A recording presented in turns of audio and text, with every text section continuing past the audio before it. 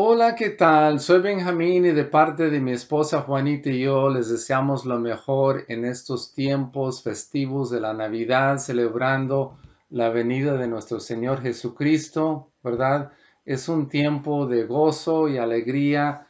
La llegada de Cristo es tan especial, ¿verdad? Y el Evangelio de Juan, el primer capítulo, verso 14, dice, hablando de Jesucristo, el Verbo se hizo carne y habitó entre nosotros y vimos su gloria, gloria como el unigénito del Padre, lleno de gracia y verdad.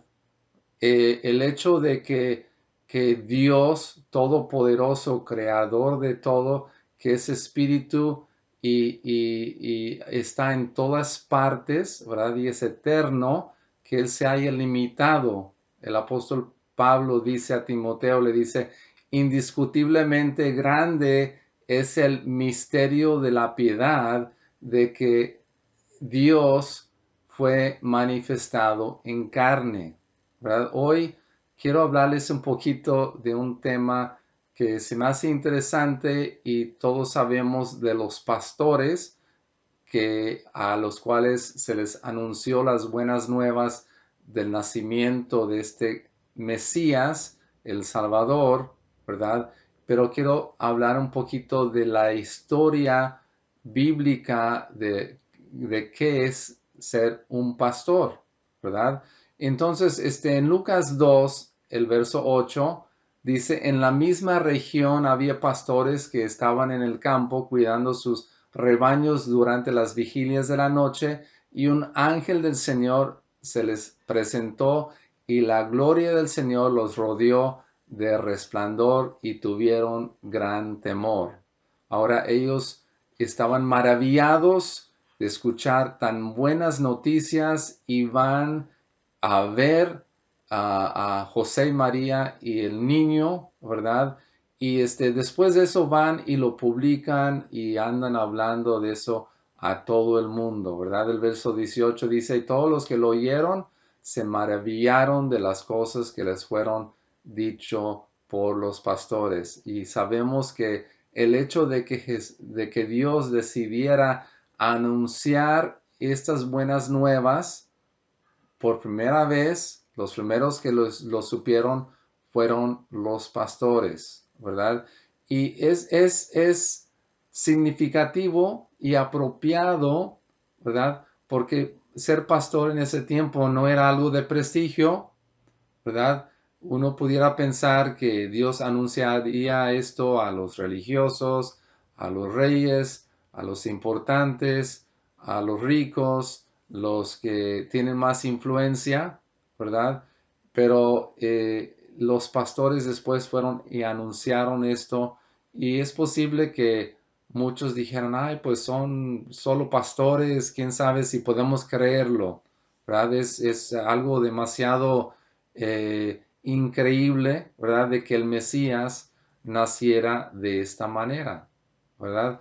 Entonces, que vamos a hablar un poquito de la historia de ser pastor en la Biblia, ¿verdad? Desde el principio de la creación, el hijo de Adán y Eva, Abel, las escrituras nos dice que él era pastor de ovejas y sabemos que su hermano Caín labraba la tierra, ¿verdad? Entonces, ser pastor de ovejas fue un oficio desde el principio muy, muy común, ¿verdad? También sabemos que Abraham era pastor de ovejas, tenía ganado, diferentes tipos de ganado, era nómada, ¿verdad? Porque llevaban su ganado a diferentes partes donde hubiera alimento. Y sabemos que Isaac y también Jacob fueron pastores de ganado, ¿verdad? Entonces, especialmente para los egipcios, el ser pastor era algo menospreciable, ¿verdad? Cuando José, estando en Egipto, ¿verdad? Llama a su familia, a su papá y sus hermanos, y están llegando allá a vivir, José le dice a su familia, dice, Cuando el faraón os llame y os diga, ¿cuál es vuestra ocupación? Vosotros responderéis, tus siervos han sido hombres de ganado desde su juventud hasta ahora, tanto nosotros como nuestros padres, a fin de que habitéis en la tierra de Gosén, porque para los egipcios todo pastor de ovejas era una abominación. ¿Verdad? Entonces los hijos, la familia de Jacob, iban a vivir aparte en una tierra más apropiado para ganado, ¿verdad? Porque los egipcios también veían ese oficio como algo despreciable, no, no deseable, ¿verdad? Antes de eso, nos damos cuenta que también mujeres eran pastores. Normalmente cuando pensamos en la historia de Navidad, que los ángeles aparecen a los pastores ahí afuera de Belén, ¿verdad? Pensamos en hombres, pero era común también que las mujeres fueran pastoras. Entonces, sabemos que Jacob, cuando huye de su hermano y va con Labán, ¿verdad? Se encuentra con la hija de Labán, con Raquel, ahí junto al pozo, ¿verdad? Y dice que Raquel era pastora, llevaba las ovejas de su padre, ¿verdad? Entonces, pues, tanto hombres como mujeres, y podemos ver incluso que muchas veces eran las personas considerados menos importantes o menos capaces que se les daba esa tarea de cuidar las ovejas, ¿verdad? Cuando el profeta Samuel, ¿verdad? Se da cuenta que Dios ha desechado a Saúl. Ahora Saúl fue escogido como rey. Dice las escrituras que era alto, que era guapo, era impresionante. Y ellos estaban buscando un rey que los defendiera, que los liderara, fuera delante del ejército a liberarlos de sus enemigos, ¿verdad? Que era la tarea principal de los reyes en ese tiempo, era defensa de la nación. Entonces, claro, iban a buscar a alguien fuerte y grande, impresionante, ¿verdad? Entonces, Dios le dice, he desechado a Saúl, pero ahora te voy a enviar a la casa de Isaí para que escojas uno de sus hijos para que sea el siguiente rey. En 1 de Samuel, capítulo 16, verso 10 dice, Isaí hizo pasar a sus 7 hijos delante de Samuel, pero Samuel le dijo a Isaí, el Señor no ha escogido a ninguno de estos. Y Samuel le dijo, ¿estos son todos tus hijos? Y él respondió, aún queda el menor que está apacentando las ovejas, ¿verdad? Entonces, esa tarea de apacentar a las ovejas le quedaba al hijo menor, ¿verdad? El de menos importante, quizás menos maduro, menos conocimiento, menos fuerte, ¿verdad? Ahora, hasta este punto, ¿verdad? Dios había revelado al hombre, a Adán y Eva y a Abraham, Isaac, Moisés, ¿verdad? Como el creador, como el todopoderoso, como el que manda, como el juez, ¿verdad? Y ellos veían las obras de Dios, los milagros, y Dios se manifestaba de manera que generalmente causaba temor, ¿verdad? Y a través de la ley de Moisés se dieron cuenta que Dios es justo, que Dios es santo y que castiga el pecado y el que es desobediente, ¿verdad? Y había muchas reglas que cumplir y básicamente la idea era de que Dios es santo y tú no lo eres, y Dios es muy diferente a ti y Dios está alejado de ti y tú ni siquiera te puedes acercar a Dios, solo los sacerdotes que representan al hombre y de una manera muy específica, ¿verdad? Entonces, esto fue el concepto que ellos tenían de Dios. Ahora, Moisés había recibido una revelación más íntima de Dios y había entendido bastantito de la misericordia, el amor de Dios y había hablado con Dios como alguien habla con un amigo, pero por lo general Dios era alguien alejado y temible, ¿sí? Por eso es sorprendente que Dios escoge a David para ser rey, porque no era alguien que era obviamente un guerrero, un libertador. Ahora, Dios lo utilizó con el poder de Dios. Sabemos que mató a Goliat por su fe y obediencia y confianza en Dios, ¿verdad? Pero David había aprendido que ser pastor requiere de paciencia, de amor, de ternura, ¿verdad? Y normalmente cuando buscaban un rey no eran las características que se busca en un rey. Sin embargo, Dios escogió a David con esas características, ¿verdad? Y David también llegó a ver a Dios como un pastor. David es la primera persona en las escrituras, en la historia del hombre, que ve y llama a Dios pastor. Aunque el Salmo 23 para nosotros es tan común, es el salmo más famoso y nosotros a través de este salmo, que muchos lo hemos aprendido de memoria, vemos a Dios como un tierno pastor, pero no era así, ¿verdad? Déjame leer el Salmo 23, porque es tan bonito que vale la pena repetirlo.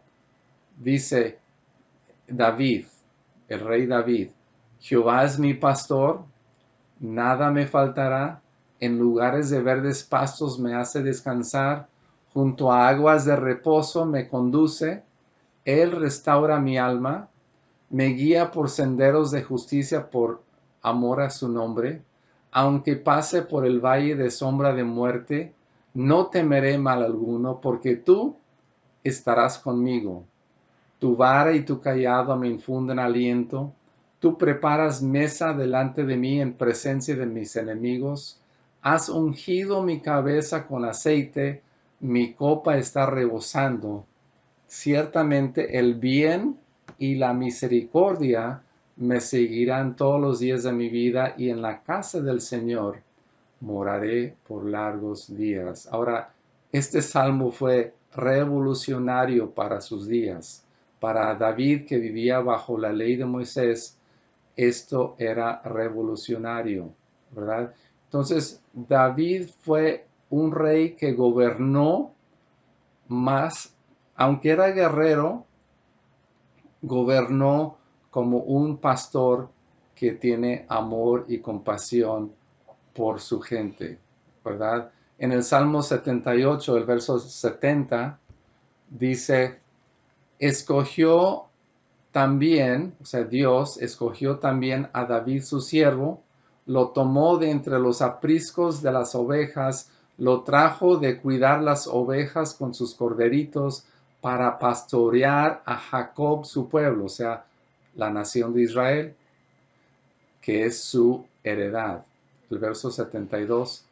Y él los pastoreó según la integridad de su corazón y los guió con la destreza de sus manos, ¿verdad? Entonces David fue el excelente rey, aunque era guerrero, fue un excelente líder y rey porque tenía un corazón de pastor y él no vivía en temor a Dios, ¿verdad? Sino que veía que Dios lo cuidaba, que lo guiaba, que proveía por él. Y él no tenía temor de la maldad o de la noche, de la oscuridad, porque sabía que Dios estaba con él, ¿sí? Ahora, es interesante que Jesús al nacer, estamos celebrando la llegada del Mesías el libertador, el salvador, ese guerrero que los judíos llamaban el hijo de David, ¿verdad? Hijo de David, ellos lo veían más como el rey libertador de los romanos, ¿verdad? Y no lo veían tanto como hijo de David, como un pastor, ¿sí? Pero Jesús en Juan 10:11 les dice, yo soy el buen pastor. El buen pastor da su vida por las ovejas, ¿verdad? Y sabemos que Jesús vino a servir y no a ser servido, ¿verdad?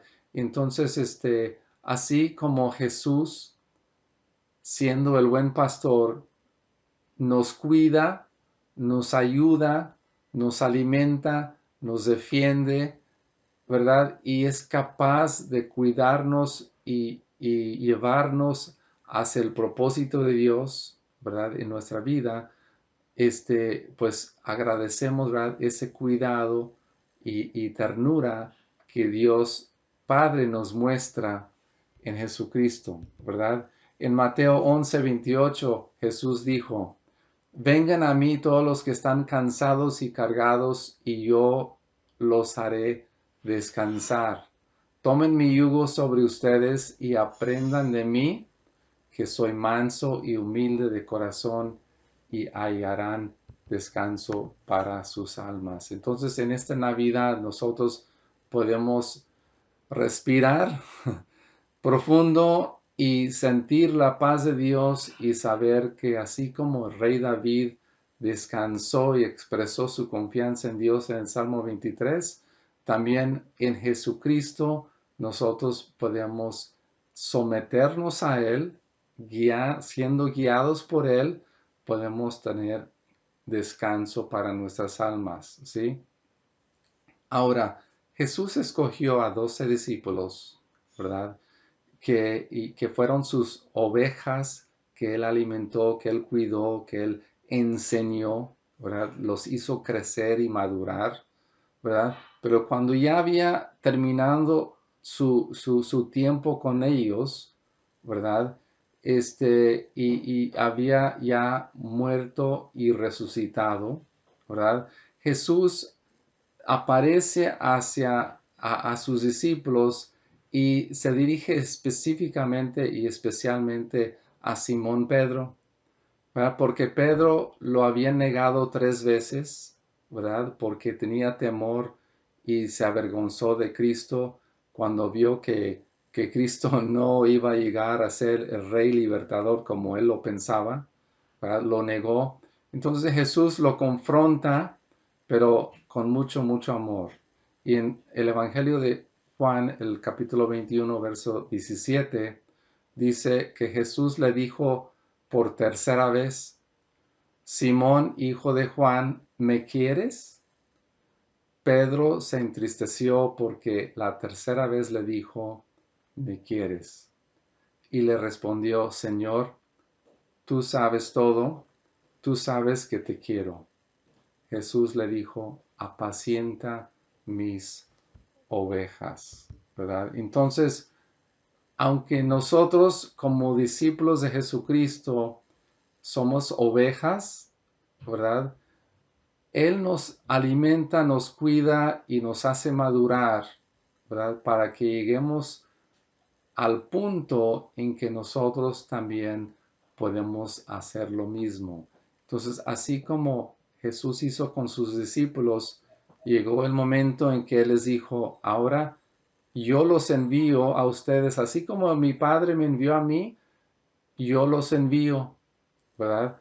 Como pastores, como ya no, aunque son discípulos, pero ahora van a discipular a otros, ahora van a ayudar a otros, van a alimentar a otros, van a guiar a otros, ¿verdad? Entonces, en este tiempo que celebramos la encarnación de Jesucristo y su llegada aquí a la tierra, en que Él se humilló para servirnos, para mostrar su amor, para dar su vida por nosotros, nosotros también nos alegramos en la vida que Él nos ha dado, pero también entendiendo que es un tiempo no solo de recibir, sino que también de dar. Así como Dios dio, nosotros también hemos aprendido que de lo mucho que hemos recibido, nosotros también podemos dar a otros. Así es que en estos días damos gracias a Dios por su don inefable. Nosotros damos gracias a Dios por esa maravilla de que Él se hizo hombre y se humilló y se identificó con nosotros y nos ha dado vida. Nosotros también compartimos esa vida con otros, damos nuestra vida en servicio a las otras personas, tanta gente en el mundo que está perdida, que está hambrienta, que está necesitada, que está herida. Así es que en este tiempo nosotros damos a Dios de regreso de lo mucho que Él nos ha dado en agradecimiento. Así es que, Señor, te damos gracias por tu don y te damos gracias, Señor, porque nos has escogido, nos has habilitado y nos has enviado para compartir esas buenas nuevas. Así como los pastores en esa primera Navidad escucharon el mensaje y lo comprobaron y lo anunciaron, también nosotros anunciamos tu gran amor y tu regalo hacia la humanidad.